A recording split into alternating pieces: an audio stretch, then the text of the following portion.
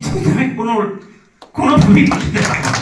আপনাদের এবং সকলের মধ্যে একটা আকুতি ছিল যে ভাই কবে আমরা এই স্বৈরাচার মুক্ত হব।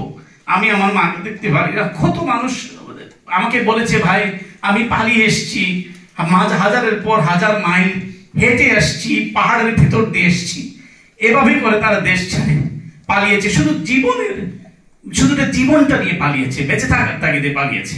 তো এই বাস্তবতা যাতে আমি চাইবো না আমার কোনো শত্রুরও যাতে হয়। তো আমি এই বাংলাদেশকে আমরা ধারণ করতে চাই না, আমরা লালন করতে চাই না, আমরা একটি চেঞ্জ চাই।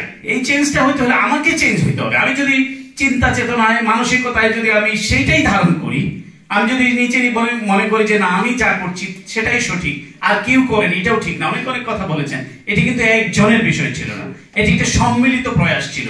যে ছেলেটি পালিয়েছে, বনে বাজারে ঘুরে বেরিয়েছে, ধান খেতে রাত্রি যাপন করেছে, তার যে স্যাক্রিফাইস, আমি সুন্দর একটি বাসায় থেকে 3 বেলা খেয়ে, আমার স্যাক্রিফাইসের মধ্যে গালফ অফ ডিফারেন্স। কারণ সে সম্মুখ সমরে ছিল, আমি তো হয়তো একটা সুবিধাজনক স্থানে থেকে কথা বলেছি, অন্তত আমার লাইফের ঝুঁকি ছিল, আমার পরিবার অন্য সদস্যের ঝুঁকি ছিল, কিন্তু আমি তো নিরাপদ ছিলাম। কিন্তু যে মানুষটি, যে ছেলেটি সেখানে থেকে সংগ্রাম করেছে, আজকে আপনারা মুজিব মার্শালের রিপোর্টের কথা বলছেন নিউ টাইমসে, সেই মুজিব মার্শালই কিন্তু রিপোর্ট করেছে মিলিয়নস মানুষ কোর্টের বারান্দায় ঘুরছে।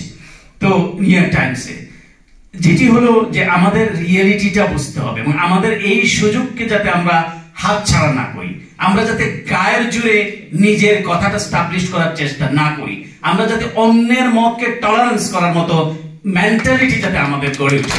আমি যা বলছি, আমি যেটা বললাম যে আমার সেটা নেওয়ার সক্ষমতা, সামর্থ্য থাকতে হবে।